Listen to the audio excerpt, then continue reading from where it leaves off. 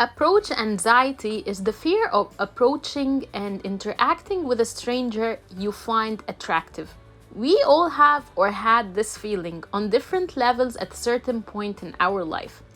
Even the best of us, having excellent self esteem, still have moments of approach anxiety. The truth is, it is not easy to get yourself in front of new people and make yourself admired and accepted by them. Recall your first day at school, your first day at work, first time going into a new place. We all experienced this feeling, the fear of being judged. Now, when this has to do with dating and relationships, it's even worse.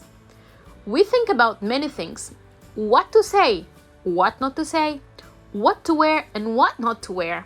So don't worry, we've got your back here. In this video, we will give you 7 tips and tricks to overcome approach anxiety as a woman and provide you with the secret feminine weapons that will make your date chase after you. So make sure to watch this video till the very end, as those tips all work together, and the more tips you apply, the higher chances you will have.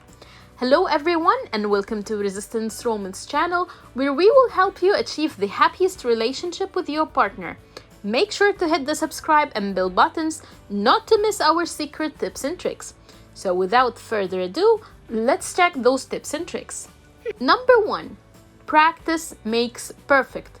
Well, the truth is that communicating with people in general and dating to be specific is a skill. And any skill requires time to master. So I would advise to meet as much people as you can. Go on dating as much as you can. Consider it more of a chance to meet new people and exchange talks with them. The more you see people, the more this shyness and fear inside you will fade away. It's just the same as anything else you do in life.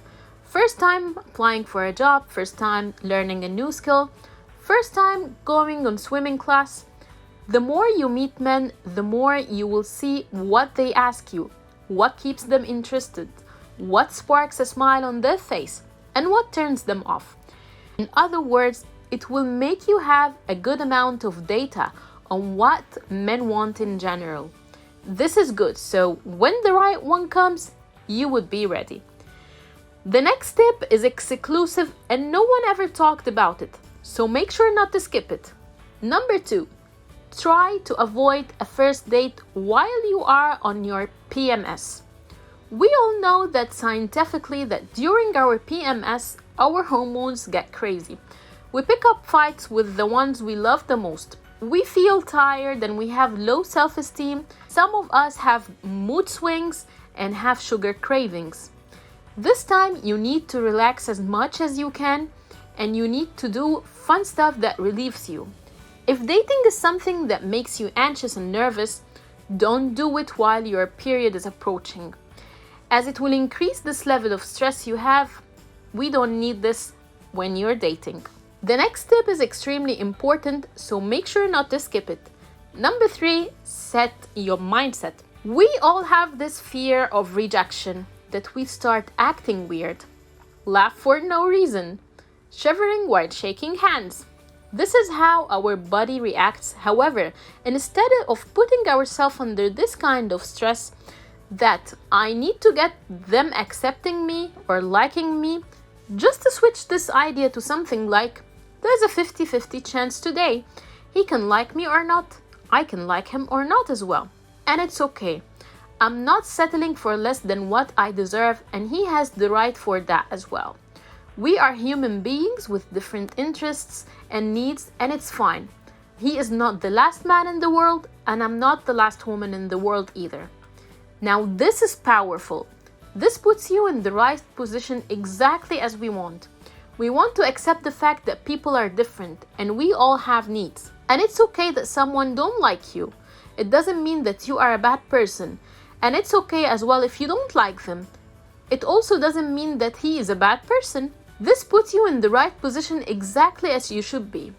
You are not forcing yourself, and he should not too, right? Dating is just a chance to get to know someone and see if you have a chance after a bit to have a real relationship. The next point is a deal breaker. Doing this will boost your confidence 100% and will make others interested about you. Number 4, take care of your looks. Some actually think that this is shallow. Well, ladies, that is not shallow. It is shallow if this is the only thing your mind is thinking about. However, we have to get to know the facts. Looks are what attracts the eyes first. Even this video, you click to watch it when your eyes saw the picture before anything else. This is psychology. Imagine a guy approaches you and he's wearing dirty clothes, his beard are not trimmed, he smells bad, and his nails are not clean. Why in the world would you feel attracted to this? Someone not taking care of themselves is someone who's not valuing or respecting themselves. So no, don't ever do this. And also, don't overdo it. Wear clean clothes that makes you feel elegant and confident. Apply some makeup that shows your beauty, but don't overdo it. Make sure your skin is clean and you have no hair growing. You know, the more you take care of this, the more you will feel confident about yourself. If you smell bad, you will fear someone would smell you. If your clothes are not clean, you will fear someone would notice it. So simply make sure you look your best, but please don't overdo it. Don't wear revealing clothes. This will set you in another position in a man's mind. And trust me, you don't want this. It will make you look like a sex material rather than a wife material. We don't want this. If you want us to make a detailed video about this, make sure to get this video to hit 2,000 likes and I will make a video for you about what to wear on a first date. The next tip is the best in this video, so don't miss it. Number 5, the 3 heart capturing techniques. Okay, now that we have all of this in mind, it's time I tell you how you can actually win his heart and be in a state of you choosing to accept him or not. Those are tips I came across from a book called How to Win Friends and Influence People. Well, sure, we don't want him to be in a friend zone, yet those techniques still work. The technique says you have to do 3 things when meeting people and get them to like you. The first thing is to smile. The second thing is to keep eye contact. And the third thing is to praise. When you see him, look at him and smile. But take care, smiles has types. There's a real warm smile and there's a fake smile. And there are other types of smile as well. I want you to stand in front of a mirror and smile and see which smile conveys this message of welcoming and feeling happy to meet this guy. Also, take a video for yourself and see your smile. The second thing is eye contact. I know that this is a bit hard, however, you have to try to work on this. Seize the chance and practice this all the time with everyone you meet. Work on this with your friends, your family, and with everyone you meet, if you like them or not. One by one, you will master the skill. Eye contact make people feel you are interested. You want to hear more. While looking down or up will actually give the feeling that you don't care or not interested. The last advice in this book was to show praise. We all love it when people praise our achievements. So praise your date. Say something like, "You've got a really nice haircut. You have a great beard style. I like it. I like your shirt. It really looks nice." As well, praise other stuff they talk about. If they said they work for long hours, for example, say, "Wow, you are strong and determined." If they say they love traveling, say, "That's really interesting. I want to hear more." When you praise someone, they feel more confident about themselves. And as well, they like to hear more from you. We love to be around people who praise us, and we refrain from people who simply attack us or put us down. So listen and praise and keep negative stuff for yourself. Let's check the next point, which is extremely important tip and does magic every time. Number 6, positive affirmation and self-love. Keep telling yourself good things about yourself. Stand in front of the mirror and say out loud what you love about yourself. I have beautiful eyes. I have gorgeous smile. I'm smart and talented. I have a kind heart. I look great in this outfit. I have achieved so many things in my life. Remind yourself all the time about this. Never see the bad things you have. You see, people see us the way we see ourselves. If you kept saying, I look fat, my nose is big, etc., they will sense it.